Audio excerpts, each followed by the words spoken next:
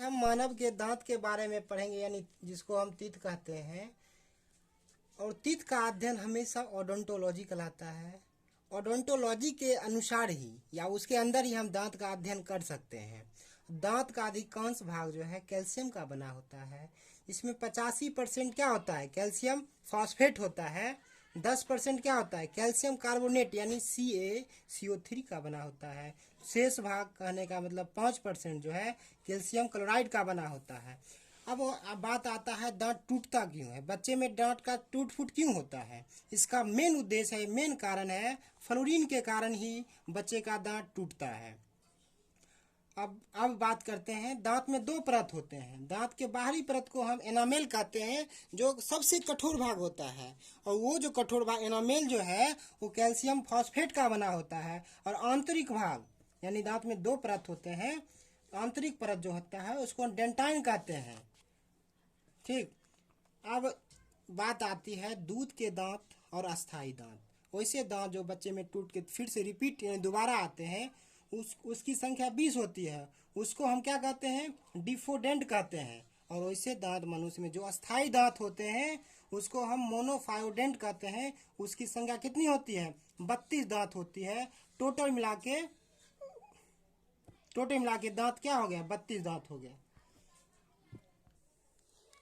इसके बाद बात आती है दांत के प्रकार क्या होते हैं, टाइप्स ऑफ टीथ कितने होते हैं, दांत के प्रकार कौन कौन से हैं, क्या काम है उनका, कितने कितने संख्या में कितना होता है। सबसे पहले होगा incisor, canine, premolar, molar.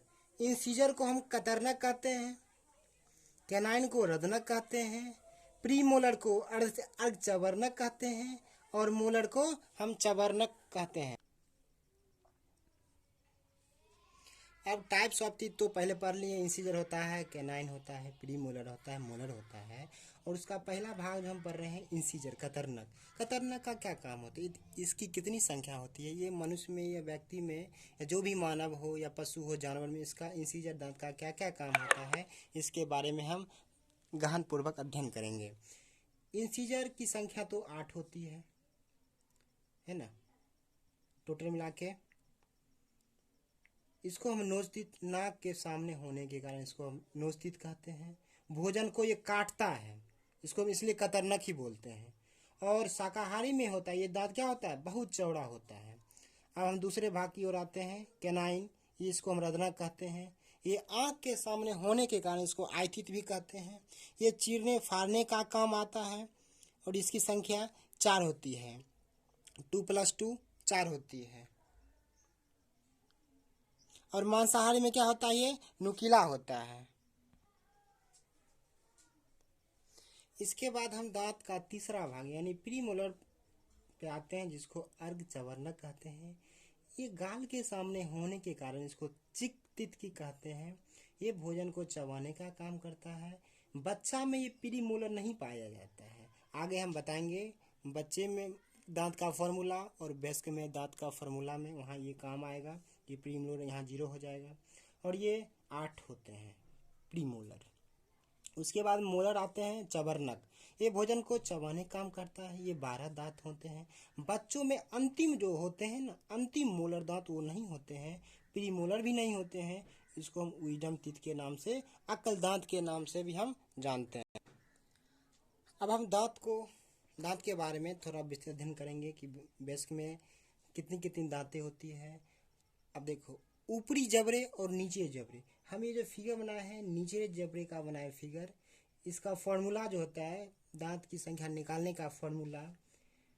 Incisor, इसको दो भाग में अगर हम तोड़ना चाहेंगे, यानी नीचे जबड़े का लेफ्ट साइड और राइट साइड में, तो यहाँ देखिए इंसीजर की संख्या पहले तो 4 थी, लेकिन दो भाग में आपस में बंटने के बाद अगर दायां भाग को देखो तो दो क्या हो गया? इंसीजर, 1 कैनाइन, प्रीमोलर 2 और मोलर 3। ये फॉर्मूला नॉमिनेटर में।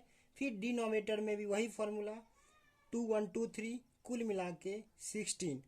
2 + 1 3 2 5, 5 3 8, 8 2 16। ये 16 तो आया क्या? निचले भाग के जबड़े में। लेकिन सेम दांत तो ऊपर में भी होगा, इसलिए 16 2 जा 32 दांत होते हैं वयस्क में।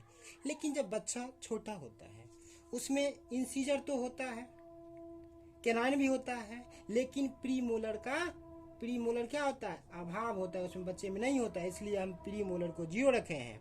उसके बाद फिर मोलर का अंतिम भाग नहीं होता है, मोलर का जो अंतिम दांत ही नहीं होते हैं, इसलिए 2 की जगह 2 ही लेते हैं, 3 का काउंट नहीं करते हैं। तो 2 + 1 3 2 5 5 2 10, यानी निचले जबड़े में 10 होते हैं, तो ऊपरे जबड़े में भी 10 होंगे, यानी 10 2 20 दांत होते हैं। अब क्वेश्चन ये पूछेगा, एग्जाम बहुत से एग्जाम में ऐसा पूछता है, मनुष्य के पूरे जीवन में टोटल दांत की संख्या कितनी होती है?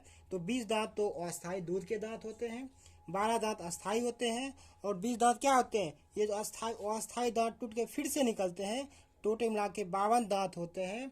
और मच्छर में 47 दांत होते हैं, गाय या भेड़ या मनुष्य जो है उसमें 32 दांत होते हैं, और स्तनधारी जो है, स्तनधारी सुअर या घोड़ा में 44 दांत होते हैं।